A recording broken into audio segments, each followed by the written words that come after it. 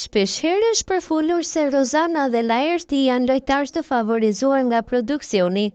por kjo është vërtetuar edhe më tepër tani në prag të finales, ndërsa Rozana në shpallën finalisten e parë. Tashmë qëllimi i produksionit ishte të çonin Laertin si finalist të dytë, e kjo u duk mjaft qartë për emrin e së shtunës, kur Rozana u thirr në dhomën e rrëfimit dhe zgjodhi Eglin dhe Laertin si të nominuar dhe njëri prej tyre të shkojnë në finale. Kjo ka bërë që në rrjetet sociale të mos mungojnë aludimet dhe teoritë konspirative. Në disa pamje të publikuara, Rozana shihet duke lëvizur shpesh syt në njërin krah,